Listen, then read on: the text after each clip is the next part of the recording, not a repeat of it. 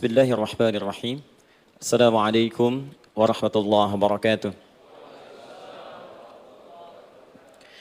Alhamdulillah. Wassalatu wassalamu ala rasulillah wa ala alihi wa sahbihi wa man wala wa ba'du. Faya ibadallah, usi nafsi wa iyyakum bitaqwallahi faqad fazal muttaqun. Fala tamutunna illa wa antum muslimun.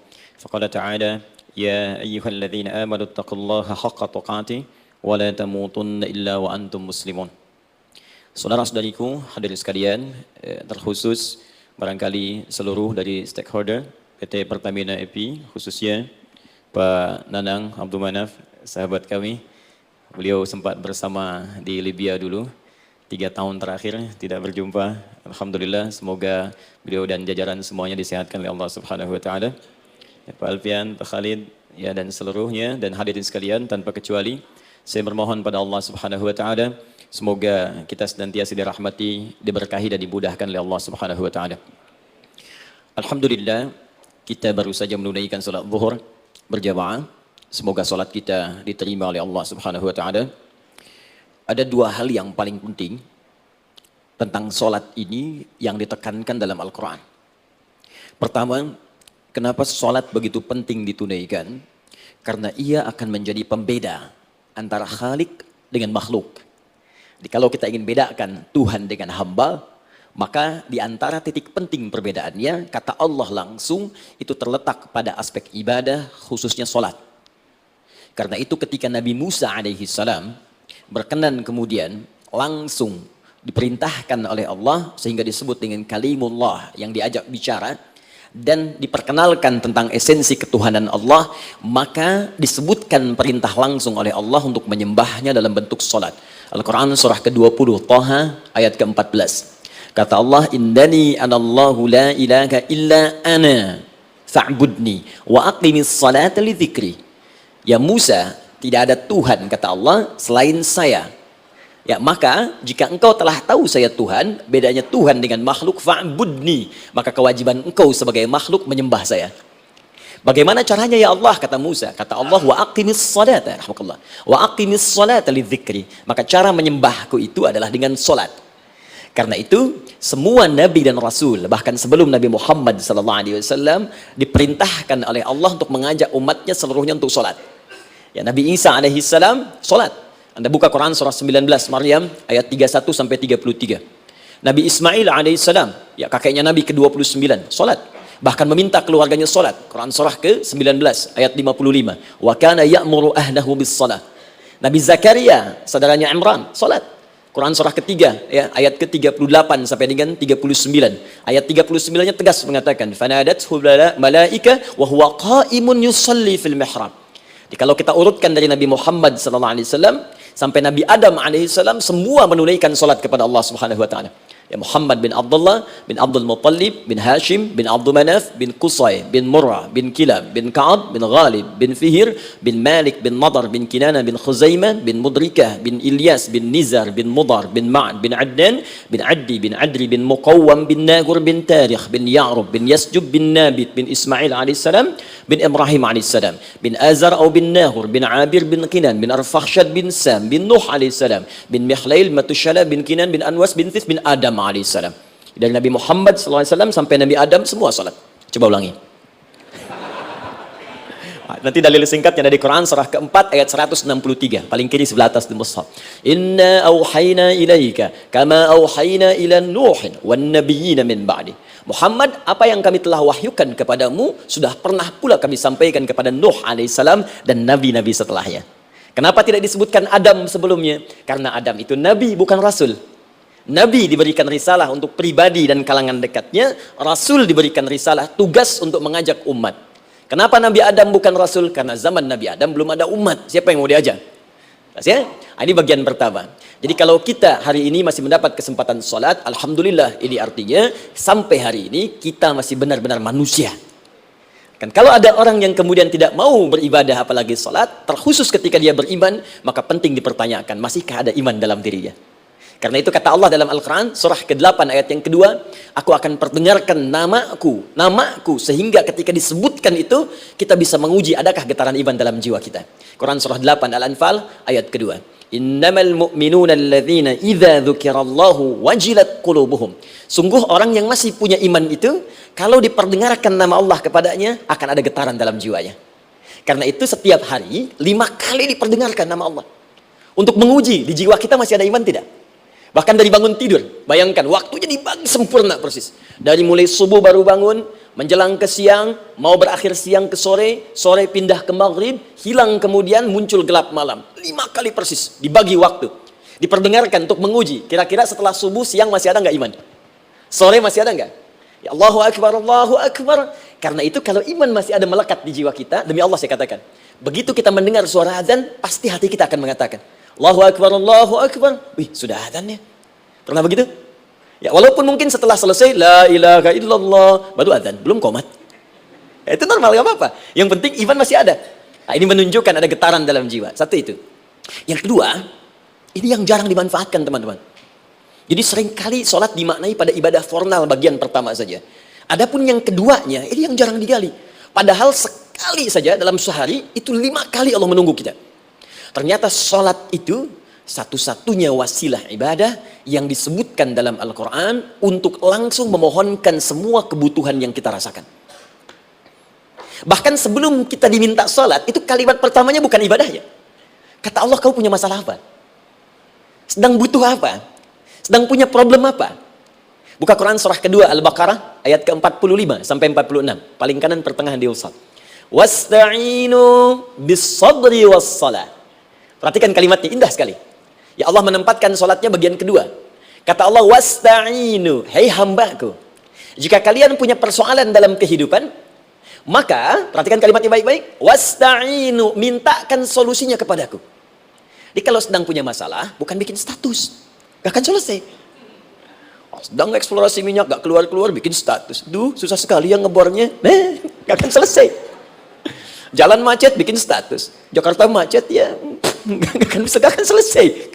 Ya, apa yang harus dilakukan? Kata Allah, jika anda beriman kepadaku, yakin denganku, maka wasta'inu, punya persoalan, minta kepada Allah. Caranya bagaimana? Satu, bisabri, terima dulu masalah itu, jangan dikeluhkan. Kaidah lain muncul, karena mustahil saya akan titipkan persoalan kalau tidak anda mampu mengatasinya. Kaidah Quran surah kedua ayat 286, kita hafal ayatnya. La yukallifullahu nafsan illa usaha. Perhatikan kaidahnya. Allah tidak mungkin menguji seorang hamba di luar batas kemampuannya.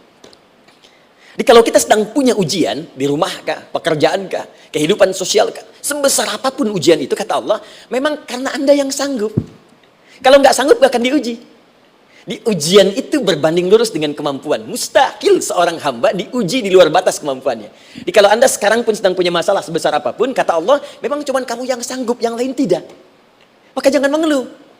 Jangan anda katakan, ya Allah, why me? Kenapa saya? Kata Allah, why not? Memang kamu yang mampu. Yang lain tidak. Nah, ketika anda bisa menerima itu dengan sabar, baru datang kalimat kedua. Wassalah. Kemudian datang tunaikan salat dan mintakan solusi kepadaku lewat salat. Ya, sedikit ya. Lihat sini. Saya berikan sedikit uraian Al-Quran. Saya boleh menulis sini? Boleh ya? Ibu, maaf, agak jauh. Ibu kelihatan ini? Oh, belum saya tulis. Bagaimana bisa kelihatan? Luar biasa. Cuma di Pertamina belum ditulis udah kelihatan. Maaf. Lihat sini. Wasta'inu. Baik, ya. Saya ingin sedikit sekali. Ini redaksi Quran itu indah sekali diksinya. Wasta'inu. Lihat sini. Kata Allah, jika anda punya persoalan dalam hidup, maka mintakan solusi. Terima dulu masalahnya dengan sabar, karena kita dipercaya oleh Allah. Gini cara memahaminya. Allah aja percaya dengan kita. Masa kita nggak percaya diri? Allah yakin dengan kita, kita mampu. Masa kita nggak yakin? Terima dengan sabar, kemudian wassalah, mintakan solusinya lewat salat. Kata perintahnya dibuka dengan kalimat wasta'inu. Kalau kita ingin rubah kata perintah ini, fi'il amr, ingin dirubah ke dalam bentuk permohonan, minta, maka rubah kalimatnya menjadi nasta'in. Lihat, nasta'in. Baik. Wasta'inu, kata Allah, kalian punya persoalan, ayo minta solusi padaku. Terus kita pengen minta, ya Allah, kami ingin minta. Maka dalam bahasa Arab, kalau kita ingin merubah kalimat ini ke dalam bentuk permintaan, kita katakan nasta'in. Saya tanya pada anda, pernah nggak dalam sholat kita mengucapkan kalimat nasta'in? Ada? Masih ingat? Baik, apa kalimatnya? Iyyaka na'budu wa iyyaka nasta'in. Perhatikan, iyyaka na'budu wa iyyaka nasta'in. Iyyaka na'budu, iyyaka ya Allah, engkau perintahkan aku untuk ibadah. Maka sekarang aku ibadah, salat hanya kepadamu saja. Kan kata Allah, kamu salat. Terus kita katakan iyyaka na'budu. Sekarang kami salat ya Allah. Nama lain salat itu ibadah. Kalau kita ibadah na'budu.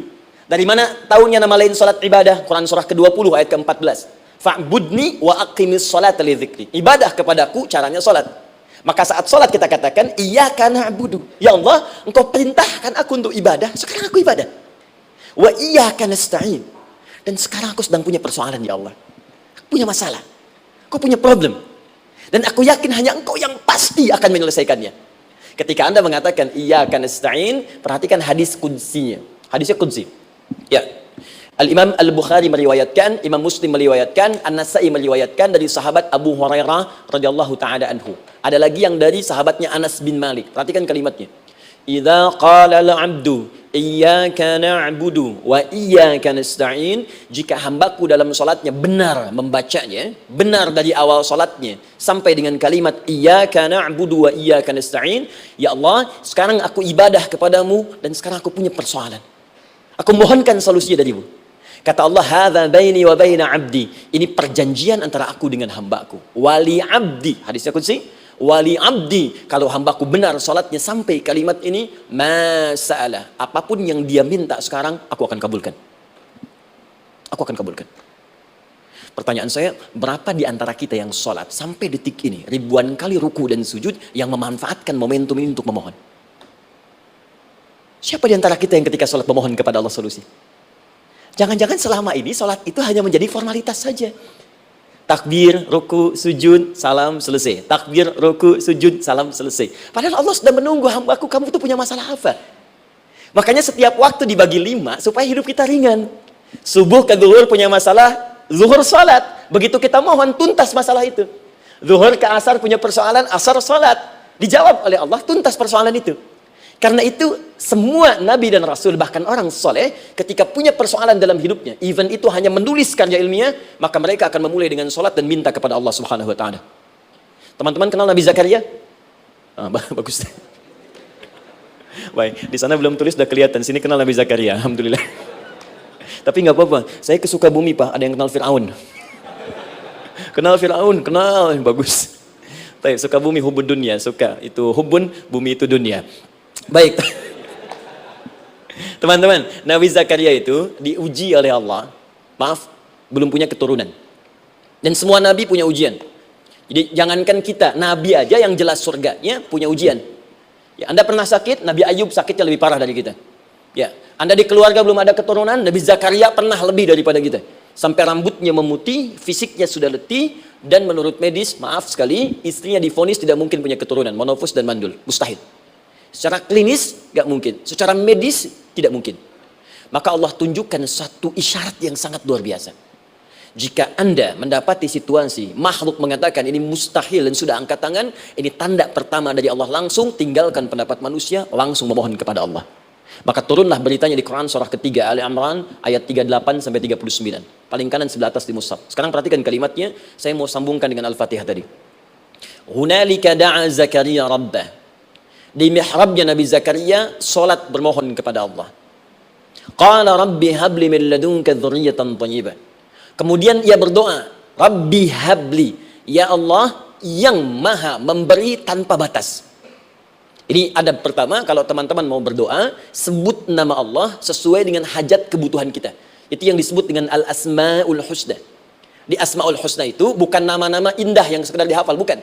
Tapi nama yang diberikan oleh Allah sesuai dengan kebutuhan hidup kita. Dalilnya Quran surah ke-17 ayat 110. Ya, paling kanan sebelah atas di mushaf, ke pertengahan. Ya, kata Allah, qulid Allah. Jika Anda punya persoalan, sebut nama Allah. Allah, Awir Rahman atau Ar-Rahman. Ayyamma tad'u, tapi kalau Anda ingin spesifik meminta, falahul asma'ul husna. Pilih nama Allah, ia punya nama-nama yang indah sesuai kebutuhan kita. Jadi kalau teman-teman misalnya minta kelancaran rezeki, sebut ya Allah ya Razzaq. Anak mau ujian, ya Allah ya Al-Alim. Di proyek misalnya ada hambatan, ada gangguan, ya Allah ya Al-Jabbar, ya Al-Malik. Ingin mudah mengatasi ujian, ya Allah ya Sabar. Minta. Ya, jangan semuanya disebutkan, nanti jadi beban. Ya, Allahumma ya Rahman, ya Malik, ya Kudus, ya Sabar, gitu kan? Yang tadinya nggak punya masalah jadi punya masalah, gitu kan? Pilih salah satu. Nah, jika Anda ingin memohon pada satu hal yang mustahil menurut manusia, maka minta dengan menyebut nama Allah yang memberi tanpa batas mustahil di dalamnya. Nama Allah tersebut namanya Wahhab. Wahhab. Ya Allah, ya Wahhab. Al-Wahhab. Kalau kita rubah dalam bentuk permintaan, maka singkat kalimatnya dengan hab. Hab. Untuk sendiri habli, untuk banyakkan hablana. Rabbana hablana min azwajina wa dzurriyyatina qurrata a'yun. Nabi Zakaria minta karena sendiri yang mengalami situasi itu, maka beliau katakan, Rabbi habli. Ya Allah, habli min ladunka. Ya Allah yang tak punya batas dalam pemberian. Mereka mengatakan aku tak akan punya keturunan. Mereka mengatakan mustahil aku punya anak. Dan aku yakin kau memberi batas tanpa memberikan pemberian tanpa batas. Aku mohon darimu saja. Darimu saja. Dzurriyyatan thayyibah, keturunan-keturunan terbaik. Innaka sami'ud du'a. Engkau pasti mendengar doa saya. Kalau pada yang maha memohon saja, maha mendengar saja tidak mengabulkan, lantas kepada siapa lagi aku mesti minta? Tapi poinnya bukan itu. Poinnya adalah, ini disampaikan oleh Nabi Zakaria dalam keadaan sedang sholat. Mesti berdiri dalam sholatnya. Dalam bahasa Arab, berdiri disebut dengan qa'imun. Qa'im. Berdiri. Sedang sholat disebut dengan yusolli. Perhatikan ayat 39-nya. Fanadathul malaikatu wa huwa qa'imun yusolli fil mihrab. Maka seketika ketika doanya selesai dipanjatkan, sholatnya belum selesai. Doanya selesai dipanjatkan, seketika datang malaikat menyampaikan, kamu dapat kabar gembira, Anda akan punya anak, bahkan namanya langsung diberikan oleh Allah, Yahya. Artinya hidup. Yang mustahil menurut manusia, lahir dari rahim seorang perempuan yang divonis monopos dan mandul, kata Allah, bagiku yang gak ada yang mustahil. Jadi dan hidup dia. Kapan itu terjadi? Masih sholat dan belum selesai dalam sholatnya, dalam keadaan berdiri. Sekarang saya tanya Anda, kita membaca iyyaka na'budu wa iyyaka nasta'in dalam keadaan ruku atau sujud? Sujud. Berdiri. Berdiri teman-teman. Betul kan? Dalam keadaan berdiri. Saat baca Al-Fatihah. Iyyaka na'budu wa iyyaka. Saat kita mengatakan wa iyyaka nasta'in, Allah balik bertanya, apa yang kamu butuhkan? Nabi Zakaria itu sholat dulu, baru minta. Kita umat Nabi Muhammad karena keutamaan nabinya, sebelum sholat dan ditunggu. Butuh apa? Mau minta apa? Karena itu, saya ingin katakan, ayo manfaatkan momentum sholat ini. Jangan sekedar kita kemudian tunaikan formalitas, tapi kita tidak mendapatkan keuntungannya. Ayo, semuanya. Dari mulai takbir, sudah ada doa. Ruku ada doa. Bahkan sujud, kita bisa perbanyak dalam bahasa hati kita untuk memohon kepada Allah Subhanahu Wa Taala. Jelas sampai di sini? Baik. Mudah-mudahan insya Allah doa kita dikabulkan oleh Allah Subhanahu Wa Taala. Ini baru mukaddimah, kita belum mulai. Ini pengantar. Tema kita hari ini tentang Al-Quran. Dan mudah-mudahan kita diberikan insya Allah kelancaran untuk bahasan kita. Dan topik ini insya Allah akan memberikan banyak manfaat dari apa yang kita kerjakan dalam keseharian kita. Saya mohon izin untuk melambatkan bacaan, karena tadi hanya mengantarkan saja. Teman-teman, kenapa mesti Al-Quran? Apa esensi Al-Quran? Dan kenapa Al-Quran diwahyukan pada Nabi Muhammad SAW? Apakah khusus untuk sekedar dibaca? Atau ada satu nilai yang sangat penting, yang justru itu mengandung nilai mukjizat yang paling dalam dari Al-Quran? Yuk kita mulai dengan Al-Quran surah kedua Al-Baqarah ayat ke-38, paling kanan sebelah atas.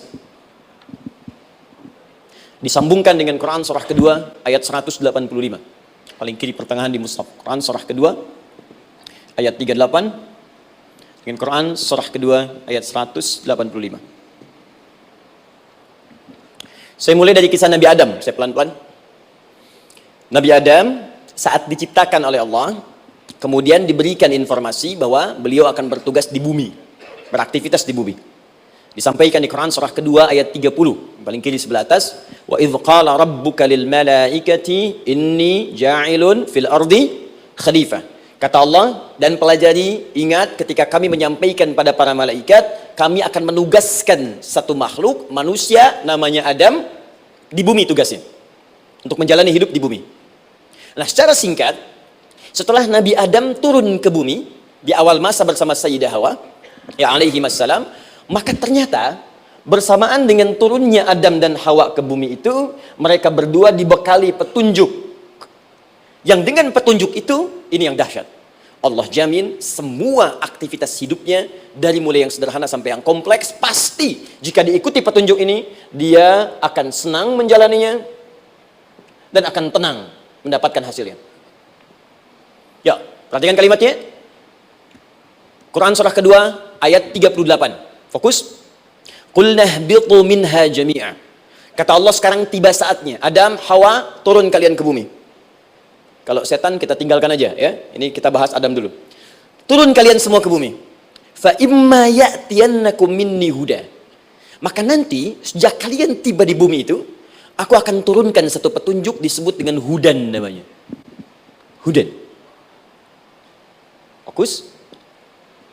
Faman tabi'a hudaya, maka jika Anda dan keturunanmu mengikuti semua detil di petunjuk ini, fala khaufun 'alaihim wala hum yahzanun, maka aku pastikan engkau dan seluruh keturunanmu akan menjalani hidup di muka bumi dengan tenang dan senang. Fala khauf, khauf itu gelisah, takut. Lawan dari takut apa? Tenang. Lawan dari gelisah, tenang. Kata Allah, jika Anda mengikuti tuntunan hidup yang ini, maka saya jamin semua hidupmu tenang. Walahum yahzanun, dan saya pastikan selama hidup di muka bumi itu kalian tidak akan pernah bersedih. Senang. Lawan sedih itu senang. Jadi ternyata kita itu diminta tugas di bumi itu bukan untuk dipersulit. Jadi kalau ada yang hidup sampai saat ini sedih deh, di rumah tangga sedih, di kantor nggak tenang, pasti di antara poinnya bukan nggak mampu senang, tapi boleh jadi yang hidup ini tidak membaca petunjuk kehidupannya. Anda kerja di perusahaan, teman-teman ada yang di Pertamina, ada yang di yang lain. Kalau Anda nggak ikuti petunjuk, kan pekerjaan tidak akan berlangsung dengan nyaman, kan? Kalau Anda nggak ikuti aturannya, bagaimana bisa mengerjakan petunjuk itu dengan nyaman? Maka apalagi hidup yang kompleks, kata Allah, sejak Adam saya turunkan, sudah ada petunjuk kehidupan. Saya namakan dengan hudan. Anda ikuti petunjuk ini, maka langsung jaminan dari Allah, semua yang Anda jalani dalam hidup, pasti saya jamin senang dan tenang. Petunjuk ini disebut apa? Hudan. Nah, agak cepat. Di setiap masa, Nabi Adam selesai hidupnya, generasi kemudian berkembang, datang lagi Nabi Nuh, sampai ke Nabi Muhammad SAW. Perhatikan baik-baik. Setiap berganti generasi akan turun hudan sesuai dengan kebutuhan masyarakatnya pada saat itu. Baik, Nabi Musa menerima kitab apa namanya? Nabi Musa, Taurat. Taurat disebut hudan dalam Al-Quran. Muncul Nabi Musa, kitabnya disebut Taurat. Perhatikan baik-baik. Tahukah teman-teman ketika Taurat disebutkan dalam Al-Quran? Buka Quran surah ke-17. Ya, ayat yang kedua. Wa ataina Musal kitaba. Kami berikan kepada Musa kitab. Lihat, wa ja'alnahu hudan li bani Israil. Dan kitab yang kami berikan itu yang disebut Taurat, Ali Imran ayat yang ketiga, wa anzalat Taurata wal Injil. Kami berikan Taurat kepada Musa. Nah, saat Allah turunkan Taurat itu hudan li bani Israil. Isi Taurat ini adalah petunjuk kehidupan khusus untuk Bani Israel saja. Umatnya Musa. Jadi kalau umat Nabi Musa mengikuti petunjuk hudan Taurat ini, kata Allah, saya jamin semua hidupnya tenang dengan senang. Nabi Isa turun Injil. Injil disebut hudan dalam Al-Quran. Dan yang terakhir, saya cepat karena waktu kita terbatas, ketika Allah menurunkan Nabi Muhammad SAW dan dipilih sebagai Rasul, maka saat yang bersamaan beliau pun diberikan petunjuk untuk umatnya. Dan dahsyatnya, petunjuk itu pun disebut dengan hudan. Buka Quran surah kedua ayat 185. Syahrul Ramadan alladzi unzila fihi al-Quran. Di bulan Ramadan itu, kata Allah, saya turunkan Al-Quran. Kenapa saya turunkan Al-Quran? Hudal linnas. Saya jadikan Quran ini sebagai petunjuk, pedoman hidup linnas, bukan terbatas untuk satu komunitas, tapi untuk seluruh manusia sampai kehidupan berakhir. An-Nas disebutkan 241 kali dalam Al-Quran, menunjuk pada semua manusia tanpa kecuali. Ini bedanya Al-Quran dengan kitab sebelumnya. Taurat hanya untuk kalangan tertentu saja. Jadi selesai nabinya, selesai kitabnya. Injil hanya kalangan tertentu saja. Nabinya selesai, selesai kemudian misinya. Tapi Al-Quran tidak. Ini kalimat pertama langsung dari Allah, walaupun nabinya wafat, tapi karena Al-Qurannya didesain oleh Allah untuk seluruh manusia sampai kehidupan berakhir, maka pasti Al-Quran itu di setiap masa akan mampu dijadikan pedoman dalam kehidupan. Nah, jadi prinsip pertama, ketika Allah menurunkan Al-Quran, sebenarnya tujuan utamanya bukan sekedar dibaca. Bukan. Tapi di dalamnya itu ada petunjuk hidup, Pak, Bu. Dan yang buat, yang menciptakan kita. Bukankah Anda kalau ingin memperbaiki sesuatu akan datang kepada penemunya, penciptanya? Anda punya handphone, ada masalah, kan datangnya ke counter handphone. Anda punya mobil, ada persoalan, bukankah datangnya ke dealer? Sekarang kita ingin tahu persoalan hidup kita. Ingin tahu gambaran hidup kita. Ingin tahu misi dan visi hidup kita. Kemana kita kemudian bertanya? Pada pencipta kita. Nah kata Allah, ketika saya utus manusia pertama kali ke bumi, saya sudah turunkan bagaimana cara menjalani kehidupannya. Dan ternyata berita baiknya untuk kita diberikan oleh Allah satu petunjuk utuh, langsung disebutkan isinya disebut dengan Al-Quran. Jadi dari Al-Fatihah sampai dengan An-Nas, dia bukan bacaan biasa. Semua di dalamnya ada petunjuk kehidupan kita dari mulai bahkan dalam kandungan sampai kita wafat kepada Allah Subhanahu wa taala. Kalau diikuti petunjuk ini, langsung turun jaminan dari Allah. Hidup kita pasti akan tenang dan nyaman. Saya bacakan cepat ya. Tapi nggak usah ditulis, nanti kalau teman-teman agak terlambat mengikutinya, Anda buka kembali rekamannya, Anda boleh runtutkan kembali. Saya baca cepat saja, dan ini insya Allah Anda hanya akan temukan dalam Al-Quran. Nanti saya berikan rahasia di akhir sebelum kita akhiri. Yuk, 1. Anda silahkan bandingkan dengan buku manapun, referensi manapun, Anda hanya akan temukan dalam Al-Quran. Dari sejak sebelum lahir, bagi perempuan yang tengah mengandung, langsung Allah berikan tuntunan bagaimana agar kandungan itu berjalan dengan sehat, nyaman, dan mudah ke persalinan. Quran surah ke-7 ayat 189. Perkembangannya bisa diamati dan dicek kemudian, ya baik ke dokter atau yang lain, nanti perkembangannya disebutkan di Quran surah ke-22 ayat ke-5. Dirinci lagi di Quran surah ke-23 ayat 11 dari 9 sampai dengan 13. Kemudian mulai terlahir, dari lahiran diberi petunjuk oleh Allah. Nih, berikan ASI maksimal 2 tahun. Kalau ingin berhenti sebelum 2 tahun boleh, begini caranya. Quran surah kedua ayat 233. Dari sampai usia 2 tahun menjelang balik, kata Allah berikan 4 pendidikan dini.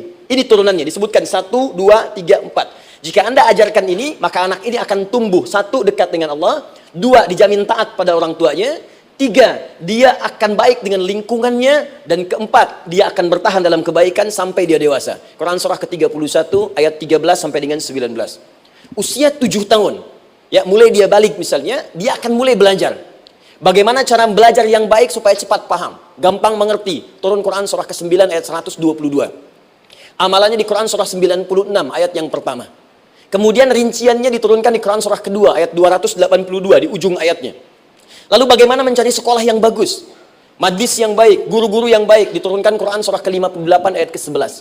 Dicontohkan tentang Maryam dan Nabi Isa alaihissalam di Quran surah ketiga ayat 35 sampai dengan 37. Naik lagi, dia mulai dewasa, ya mulai bergaul, bahkan kadang-kadang merantau, punya tempat komunitas berbeda. Bagaimana supaya dia bergaul tidak terpengaruhi lingkungan yang tidak baik. Maaf ya, kadang-kadang ibu yang sudah mengandung, melahirkan, ayah mencari nafkah, tiba-tiba anak pergi bahkan ke kampus, ke sekolah, dapat teman yang gak bagus, pulang-pulang mengecewakan Anda. Dan bagaimana menemukan tempat-tempat yang baik untuk bisa menjaga perilaku anak ini? Ditemukan nanti di Quran surah ke-49 ayat ke-13-nya. Dirinci perkembangannya di Quran surah ke-12 Yusuf ayat 2 sampai dengan ayat 29-nya. Sampai ketika dia akan mulai kemudian menikah. Kata Allah, pilih pasangan yang baik dengan ta'aruf, berikan mahar yang sempurna. Quran surah ke-4 ayat ke-4. Kemudian dia mulai menikah. Kata Allah, sebelum menikah, pelajari dulu fikih nikah. Banyak orang yang menikah, tapi karena tidak belajar tentang persoalan rumah tangga, apa yang akan terjadi di rumah tangganya. Detil Pak, Bu. Kata Allah, ini, kalau kamu berbuat begini, akan ada miskomunikasi. Kalau ada miskomunikasi, persoalannya akan begini. Solusinya begini. Maka diturunkan dasarnya di Quran surah ke-30 ayat 21, detilnya di Quran surah ke-4 ayat 34 sampai dengan 35. Paling kiri sebelah atas sampai dengan ke tengahnya. Anda berlanjut, diterangkan oleh Allah, hei, tugas suami saat mulai pertama kali menikah, maka tugas yang pertama siapkan untuk mencari nafkah. Bagaimana caranya ya Allah? Diturunkan oleh Allah. 1, jangan takut kehilangan rezeki. Jangan pernah mencuri, jangan pernah ngambil punya orang, karena punya kamu akan saya berikan sempurna. Kamu ngambil punya orang, maka kamu akan menyulitkan diri sendiri. Itu akan dikembalikan pada yang berhak. Ya, turun Quran surah ke-51 ayat 22. Dirinci, begini cara nyarinya. Quran surah kedua ayat 168. Kalau Anda ingin cepat baru bergerak, rizkinya sudah dapat. Quran surah kedua ayat 172. Ada yang dahsyat, dia belum keluar, rizkinya yang mendatangi dia. Jadi nanti di Al-Quran ada 8 jenis rizki. Di antara yang paling hebat, ada yang belum Anda datang, rizkinya sudah menjemput. Ada orang mendatangi rizki, ada rizki mendatangi dia. Contoh, Al-Imam Asy-Syafi'i sedang berdiskusi dengan Imam Malik gurunya. Kata Imam Asy-Syafi'i, Syekh, rizki itu mesti saya cari dulu, baru kita dapat. Kata gurunya, ya Syafi'i, ada rizki yang cukup kita beramal dekat kepada Allah, dia akan datang tanpa kita cari dengan ikhtiar manusia. Kata Syafi'i, mustahil. Kata Quran kan kita kerja dulu, baru datang. Kata Imam Malik gurunya, kamu yang belum sampai. Kita amalkan ini, rizki datang. Maka berhenti sampai di situ, Imam Syafi'i pamit. Di jalan tiba-tiba, beliau mendapati ada panen anggur, Pak, Bu. Terus dipanggil sama yang punya kebun. Ya pemuda katanya, sini.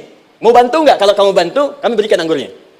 Maka beliau bantu panen, petik, sampai setelah selesai diberikan anggur yang besar-besar hanum. Senyum, senang beliau. Ternyata senangnya bukan karena dapat anggur. Senangnya karena merasa pendapatnya benar. Kalau saya nggak bantu panen ini, nggak akan dapat saya anggur. Cuma karena saya bantu, saya diberi ini. Maka rasa senangnya inilah dibawa kemudian kepada gurunya, ingin laporan. Tapi perhatikan adabnya. Dia tidak mengatakan, guru, nih saya benar. Kalau saya nggak ikut panen, nggak dapat saya ini. Perhatikan kalimat Asy-Syafi'i.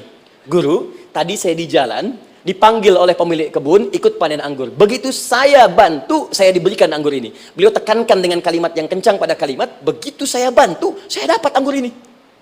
Imam Malik tersenyum mengatakan, Masya Allah Syafi'i luar biasa. Ini siang begitu panasnya, tadi saya mau keluar ngajar, terfikir di benak saya, Allah kalau ada anggur yang besar-besar, enak rasanya. Tiba-tiba kamu datang bawa anggur. Ini Imam Syafi'i kerja dapat sesuatu, Imam Malik terfikir sesuatu, datang rezeki. Kita ada di Quran surah ke-7, teman-teman, ayat ke-96, paling kanan sebelah atas di mushafnya. Baik, teruskan dulu. Ya, Anda dalam mencari kerja, ingat, kalau Allah yang sampaikan pasti terjadi. Jangan dikira mudah. Kata Allah akan ada persaingan, akan ada kadang-kadang singgungan, akan ada tantangan, maka mulai petakan tantangan apa yang akan Anda lalui saat Anda mulai mencari nafkah itu. Maka turun Quran surah kedua ayat 214, paling kanan sebelah bawah. Am hasibtum an tadkhulul jannata. Hei, apa kamu mudah begitu saja mengira akan sukses dalam pekerjaanmu? Bahkan bisa diartikan surga, ingin masuk surga. Walamma ya'tikum mathalul ladzina khalau min qablikum. Sebelum engkau diuji seperti orang sukses dulu pernah sukses. Lihat mereka. Enggak ada orang sukses yang instan. Cuman balikan telapak tangan dapat, tidak. Kata Allah, lihat orang-orang dulu. Lihat orang-orang hebat dulu, bagaimana mereka bisa kaya, bisa sukses, bisa punya posisi. Masat umul ba'sa, petakan olehmu tantangan apa yang akan dihadapi saat engkau bekerja itu. Satu, kata Allah, ba'sun, ada yang ringan. Ya, ba's. Ba'sa jamak dari kata ba'sun. Dua, dara. Ini sudah menengah, jamak dari kata durun.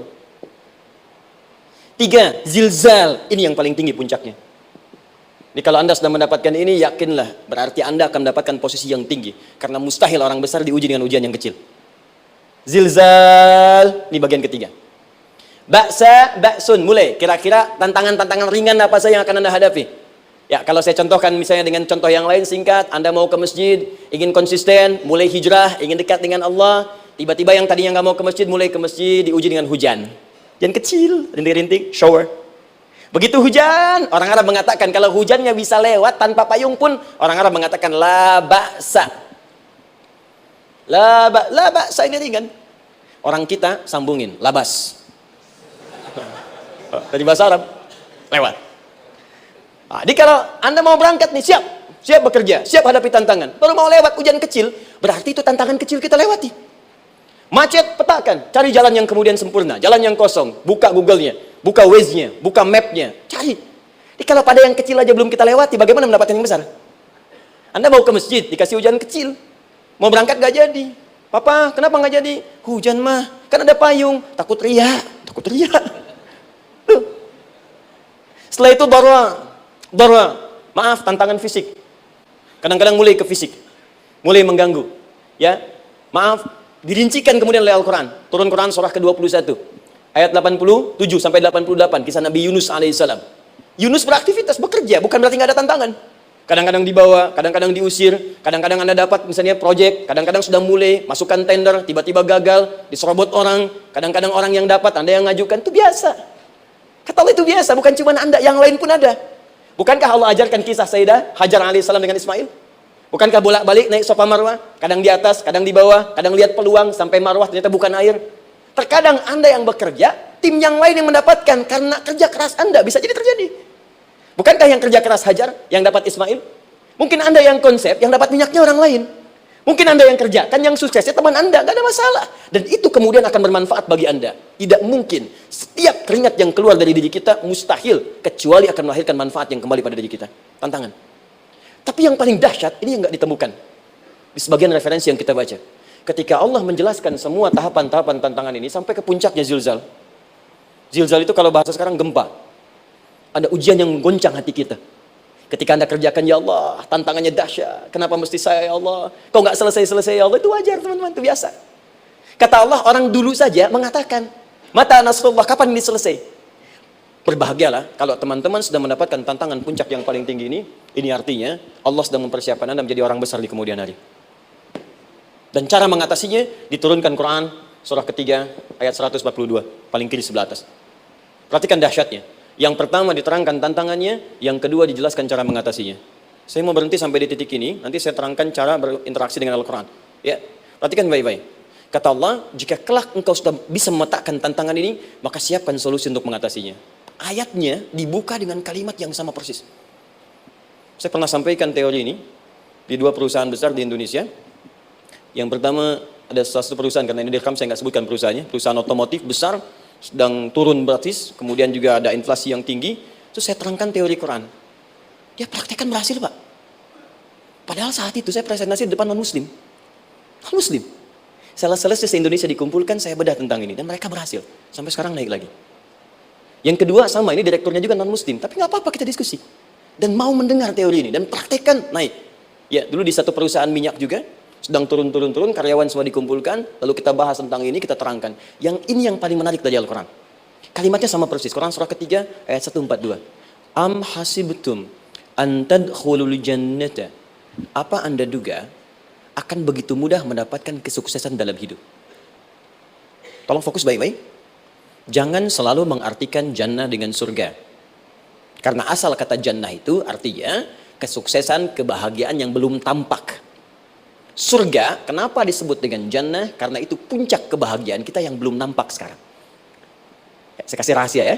Ini antara kita saja nih. Kalau ada kata jim dengan nun di depannya, itu pasti tidak nampak, tersembunyi. Apapun tambahannya. Ya, misal, jin kenapa disebut dengan jin? Karena memang ketika diciptakan, dia tidak tampak, tersembunyi. Lawannya ins, karena itu kita disebut ins, karena saat lahir kita tampak. 18 kali disebutkan dalam Al-Quran. Ya ma'syaral jinni wal ins, wa ma khalaqtul jinna wal ins. Jadi jin disebut jin karena memang fitrahnya tersembunyi, gak nampak. Jadi kalau ada jin melakukan penampakan, itu jin sedang kena masalah, sedang keluar dari fitrah. Sama dengan manusia, harusnya tampak. Jadi kalau ada manusia yang senang sembunyi-sembunyi, dia sama dengan, bukan saya bilang, sedang punya masalah. Ke kantor, sembunyi-sembunyi, hati-hati Pak Alfian tuh. Biasa ada pintu depan, masuk pintu belakang. Suami di rumah, buka WA, sembunyi-sembunyi. Bu, hati-hati itu. Pulang lewat pintu belakang, berarti sedang punya persoalan dalam hidup. Setiap ada jim dengan nun, pasti tersembunyi. Ibu punya janin, rahim, dalam rahim ada janin. Kenapa disebut dengan janin? Jim, nun, ya, nun. Karena sosok itu belum nampak dalam pandangan kita. Nanti kalau sudah lahir, baru tampak.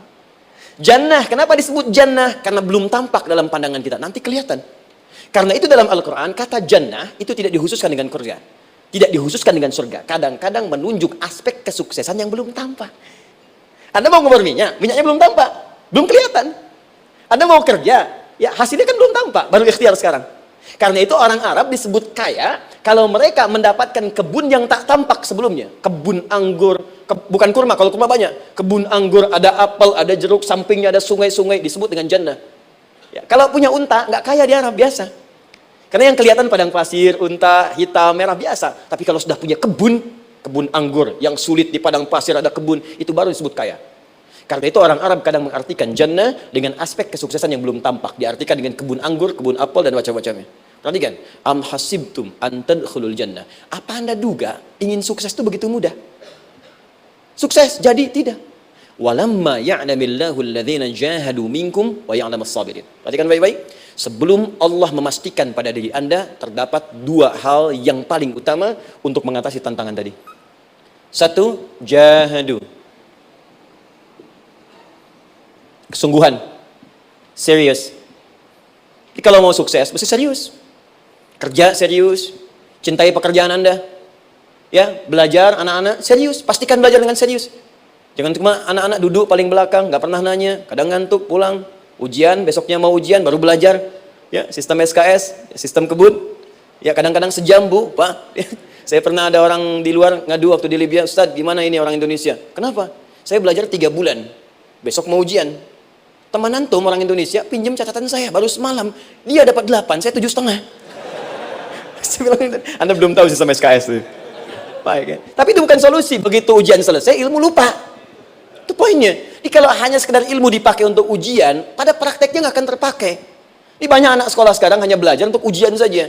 Padahal kalau dipraktekkan, kadang kaitan dengan agama tinggi, Bu, Pak. Fisika itu dengan agama itu tinggi. Gaya F1 sama dengan F2, gaya gerak sama dengan gaya dorong. Gaya sedikit, maka keluarnya sedikit. Pukul kencang, bunyinya kencang. Imannya kalau kuat, amalan jadi banyak. Iman sedikit, amal pun sedikit. F berbanding lurus dengan P, hukum Pascal. Gaya berbanding lurus dengan tekanan. Masuk bab akhlak. Makin banyak gaya, makin banyak tertekan.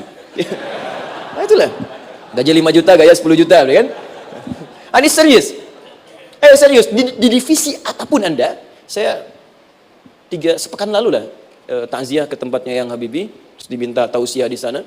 Dan saya perhatikan beliau termasuk yang paling serius ketika diberikan tugas apapun. Gak pernah diberikan amanah kecuali mencintai pekerjaan itu. Yang Habibie demikian. Ciri orang sukses itu serius. Tapi keseriusan itu, kata Allah petakan jadi 3 bagian lagi. Karena jahadu itu punya 3 turunan kata. 1, keseriusan merencanakan, disebut ijtihad namanya. Punya rencana. Mappingnya apa? Stepnya apa? Oke, Anda ingin kerjakan sebuah proyek, baik, proyeknya berlangsung berapa lama? Target kita apa? Jangka panjangnya, menengahnya, jangka pendeknya. Kemudian apa tantangan yang akan dihadapi di setiap tahapan-tahapannya? Selesaikan.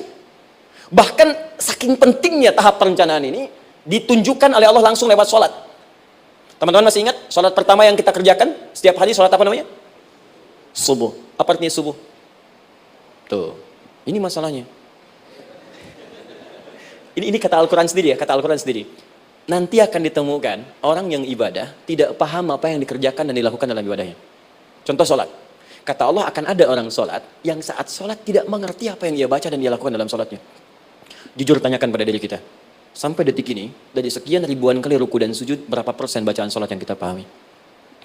Jangan-jangan kita ruku tapi nggak ngerti yang dibaca. Sujud tak paham yang diungkapkan. Bagaimana bisa khusyuk? Mustahil.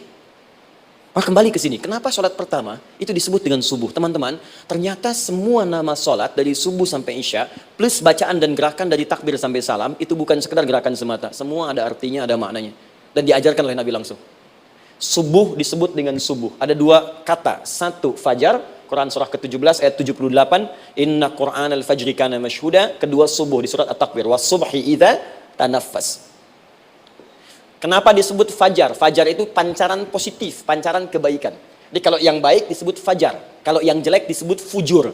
Fujur ada di Quran surah 91 ayat 7 sampai 8. Wa nafsi wa ma sawwaha fa'alhamaha fujuraha wa taqwaha. Fujur itu rambatan, gelombang buruk yang muncul dari nafsu.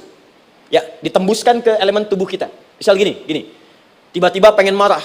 Ya, di tubuh kita mengatakan melotot, maka ini ada pancaran di hati kita nyambung kemudian ke mata. Ini rambatan dari sini ke mata disebut fujur namanya. Mau ke tangan pukul, masuk ke tangan. Itu rambatannya disebut fujur namanya. Ya. Yang baiknya disebut fajar. Ya, misal saya ingin sholat, tiba-tiba hati mengatakan sudah azan, merambat ke kaki, cepat melangkah. Cepat wudhu. Nah, itu rambatannya disebut fajar namanya. Atau infajar. Ini pasti ada, ya. Fujur nama lainnya nafsu. Disebutkan 115 kali dalam Al-Quran. Takwa, rambatan fajar, sumbernya takwa. Disebutkan 115 kali dalam Al-Quran. Di jiwa kita ada takwa, ada nafsu. Takwa yang dorong malaikat disebutkan 88 kali dalam Al-Quran. Nafsu yang dorong setan disebutkan sama 88 kali. Di setiap Anda akan mengerjakan satu hal, pasti akan yang mendorong pada yang baik, akan mencegah dari yang baik itu nafsu. Pasti itu. Pak Alpian mau tanda tangan proyek. Tiba-tiba disodorkan, Pak, ini Pak. Kok begini proyeknya? Perbaiki. Karena ada yang nggak beres. Tapi fee-nya lumayan Pak, 1 miliar. Nggak bisa. Jiwa takwa mengatakan jangan terima Pak. Bapak mengatakan maaf, ini jari tahiyat, gak akan pernah dipakai maksiat, perbaiki, datang lagi, ini Pak, kok sama? Fee-nya diperbaiki Pak, 100 miliar. Nafsunya mulai berkata, terima, takwanya bilang, jangan. Akhirnya beliau katakan, tangan tahiyat gak akan pernah dipakai maksiat, tapi tunggu, saya istighfar dulu.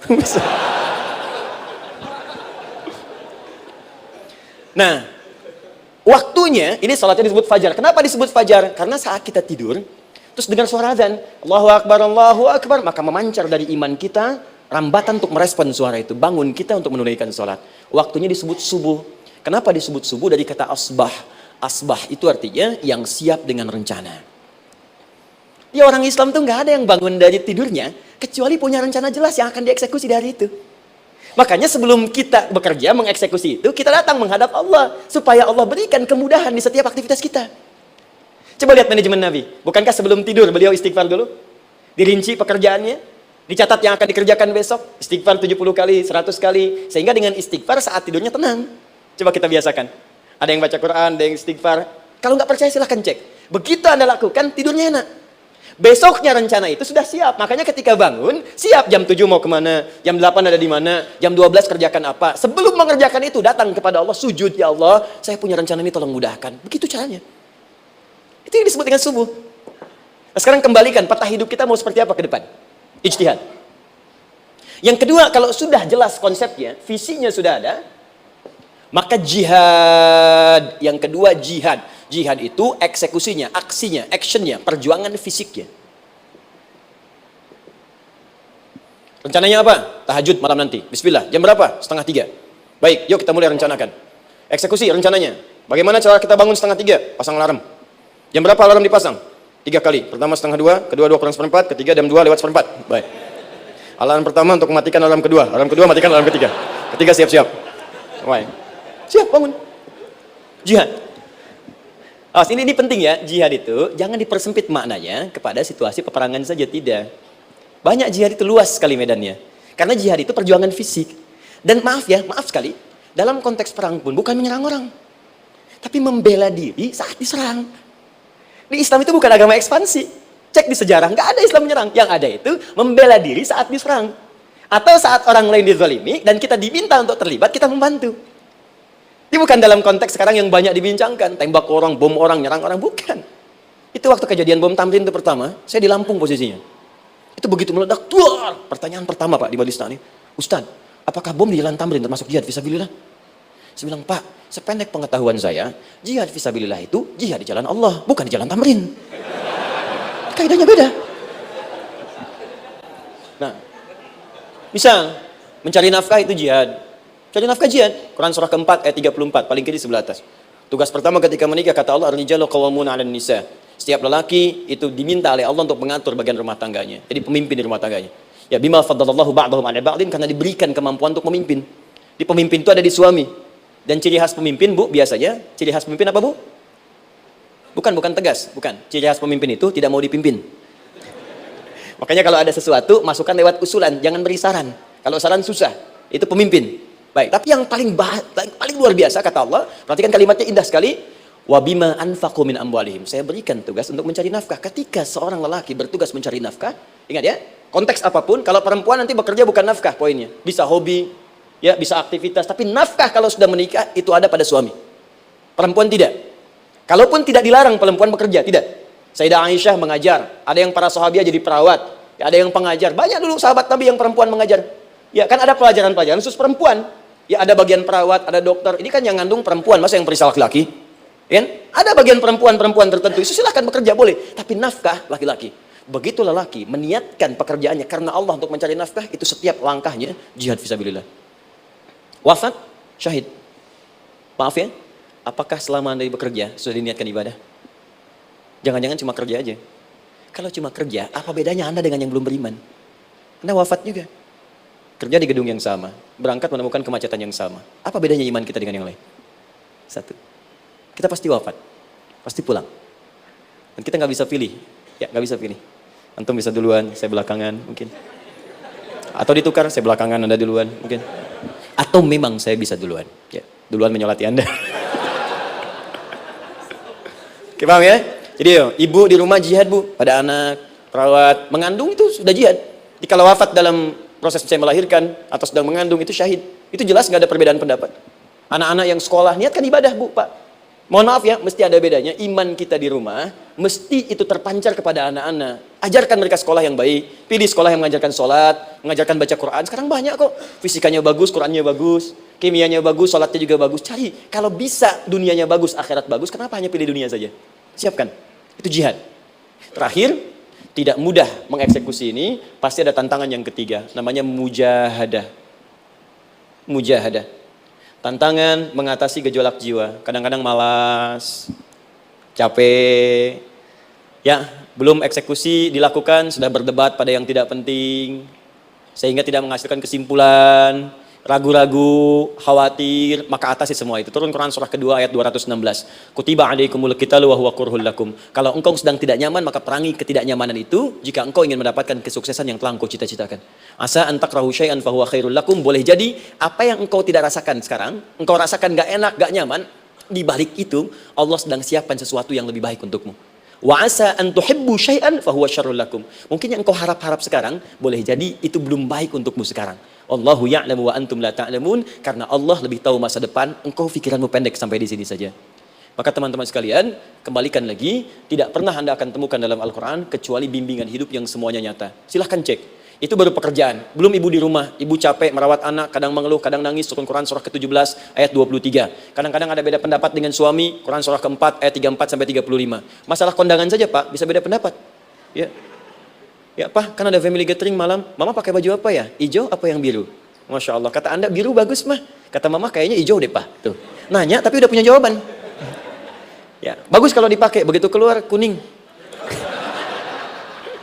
Naik lagi, Anda udah 40 tahun, anak masih ada, turun Quran surah ke-46 ayat 15. Kemudian naik lagi sampai Anda sepuh, sampai kembali ke keadaan tidak normal seperti anak-anak lagi, Quran surah ke-22 ayat ke-5. Sampai ada amalan, kalau Anda jangan kira Anda akan hidup selamanya, Anda pasti wafat. Quran surah ke-3 ayat 185. Bahkan diajarkan kalau wafatnya ingin enak, begini caranya. Pelajari, Pak, jangan cuma dunia, kita akan meninggal. Ini ada di Quran, kalau pengen meninggalnya enak, begini caranya. Ya, kalau nggak percaya silahkan amalkan, nanti kita akan lihat di akhir. Ya. Betul, akan kelihatan.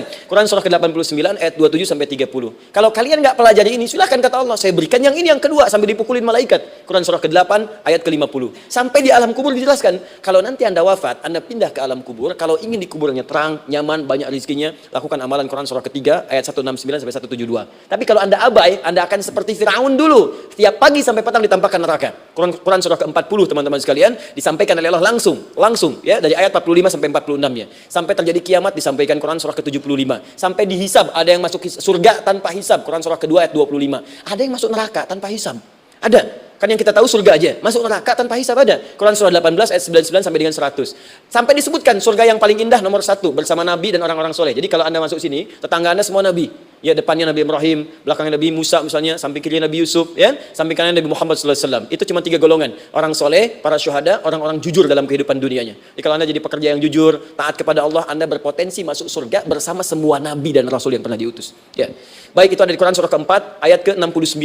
Ada yang kedua di Taman Surga, Quran surah ke-51 ayat 15 sampai dengan 18. Ada yang surga seluas langit dan bumi, Quran surah ketiga ayat 133 sampai 134. Ada yang neraka yang biasa, ya, sebiasa-biasa nerakanya, kebakar juga. Quran surah 4 ayat 56. Tingkat paling tinggi neraka jahanam untuk 2 golongan. Munafik, ingat, munafik dan kafir. Jadi kalau Anda pun muslim, jauhi perbuatan munafik. Karena munafik akan mengantarkan langsung ke dalam neraka jahanam. Quran surah keempat ayat 140. Mana yang tidak ada? Mana yang nggak ada di Quran? Semua ada. Bisnis ada, ya, birokrasi ada, diplomasi ada, mengajar ada, ilmu ada. Karena itu saya mau tutup, jika kita ingin benar mengeluarkan petunjuk ini, seperti orang dulu pernah melakukannya, maka kata Allah melalui lisan Rasulullah, turun Quran surah ke-29 ayat ke-45. Satu ini aja kita kerjakan, insya Allah ini akan beda kita rasakan. Utslu ma uhya ilaika minal kitab. Jika kalian kemudian hidup di muka bumi, maka keluarkanlah bimbingan dari Al-Quran sesuai dengan kebutuhan kita secara tematik. Utslu itu dari kata tilawah. Tilawah itu baca, pahami, amalkan. Karena itu setiap kita baca Al-Quran, di sampingnya pasti ada yang menerjemahkan supaya kita paham. Betul kan? Ketika ada yang baca Al-Quran, di sampingnya ada siapa? Ya, sari tilawah kan? Baik, sari tilawah itu bahasa Indonesia. Ya, sari, sebetulnya tilawah saja. Tapi mungkin saat yang menerjemahkan dulu pertama di Indonesia namanya Bu Sari. Karena itu disebut sari tilawah. Ya, kalau Adi mungkin ada di tilawah gitu kan. Nah, jadi teman-teman caranya begini, Anda keluarkan sesuai kebutuhan. Enggak semua ayat Quran mesti kita kaji. Kalau mau dari awal dari akhir, bagus. Kalau baca silahkan. Hatamkan, Nabi juga hatamkan. Tapi kalau Anda ingin ambil sesuai passion kita. Anda pebisnis, kenapa enggak mengeluarkan ayat bisnis di Quran? Teman-teman yang diperminyakan, keluarkan ayat-ayatnya ada. Quran surah At-Tur, surah 52 itu. Keluarkan. Ya, wal bahrul masjur. Dan jika Anda akan melakukan eksplorasi di laut, carilah laut yang punya nih kualifikasi begini, yang di bawahnya ada endapan tanah yang melahirkan api, kata Allah tuh. Itu potensial ada minyaknya. Kalau yang kerja di batu bara, turun Quran surah Fatir, surah 35 ayat 27 sampai 29. Ini jenisnya, ada yang kelihatan dari jauh, ada yang harus digali, ada yang kelihatan dari jauhnya kelihatan hijau, ada kelihatan menghitam. Disebutkan langsung. Ada. Jadi kenapa nggak Anda turunkan dalam bentuk-bentuk tematik yang itu bagian kita? Ada yang pokok, ada yang spesifik. Yang pokok tentang sholat, karena semua orang sholat. Tentang ayah, Anda jadi ayah berapa tahun? Kenapa nggak dikeluarkan di Quran ayat-ayat tentang ayah? Kenapa nggak dikeluarkan di Quran ayat-ayat tentang ibu? Jangan jauh-jauh dulu bicaranya. Tentang belajar. Nah, nanti eksekusinya kalau mau cepat buka kitabnya Al-Imam Al-Bukhari. Ada kitab hadis, saya akhiri, yang dikarang oleh Al-Imam Al-Bukhari dan sangat populer. Apa nama kitabnya? Kalau hafal saya kasih hadiah. Apa kitab Imam Al-Bukhari yang populer? Ya.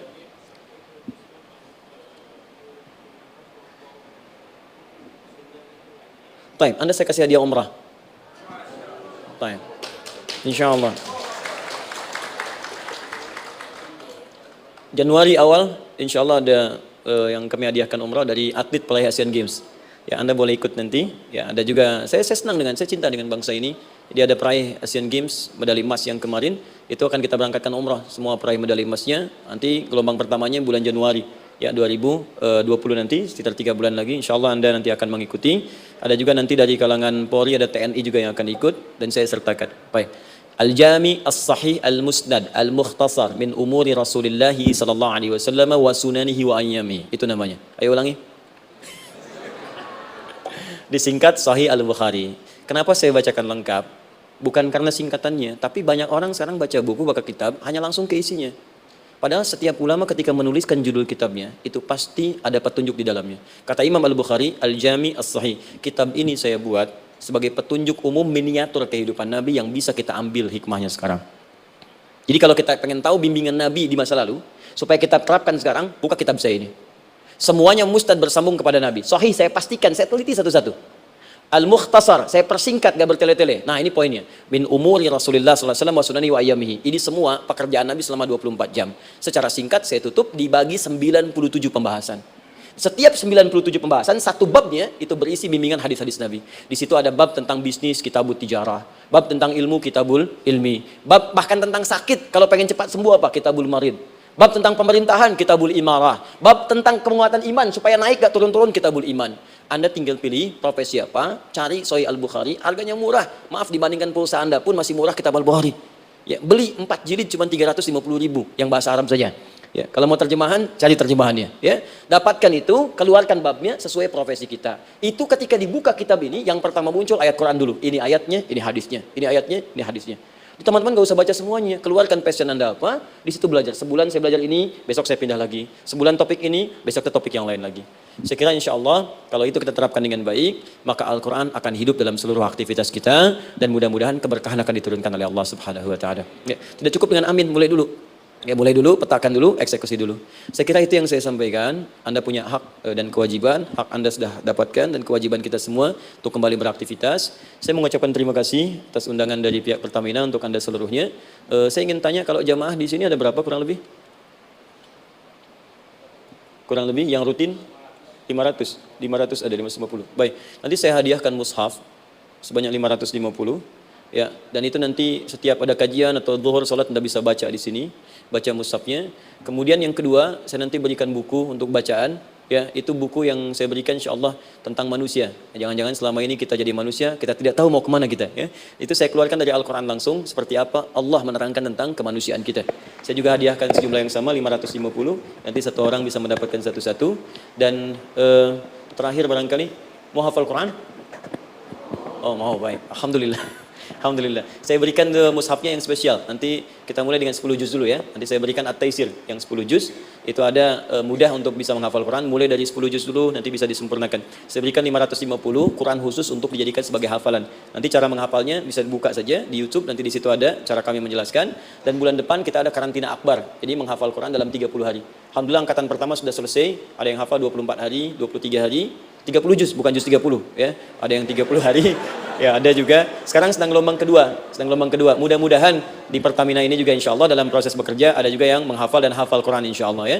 Saya kira itu. Nanti pulang dari sini dikabari. Kalau ada mobil disiapkan, kalau tidak ada kami juga coba antarkan. Nanti kami siapkan dan mudah-mudahan bisa bermanfaat untuk teman-teman. Kalau ada yang bisa saya lakukan untuk bersinergi di sini untuk membuat teman-teman lebih dekat dengan Allah, sampaikan dan saya dengan senang hati. Ya, saya datang sendiri, tulis sendiri, terangin sendiri, ngapus sendiri, gitu kan. Terus juga berikan apa yang Anda butuhkan. Kalau dengan semua itu Anda belum juga dekat dengan Allah, ya saya harus bagaimana lagi gitu kan. Baik, kita berdoa, mudah-mudahan doa kita dikabulkan Allah. Ada 3 cara berdoa. Pertama cukup dengan hamdalah kalau singkat. Kedua kalau ada perselisihan, kifaratul majlis. Dan yang ketiga, kadang Nabi berdoa, sahabat mengikuti dalam momentum yang khusus. Saya ingin menggabungkan ketiganya. Mudah-mudahan dengan itu keberkahan diberikan luas kepada kita semua.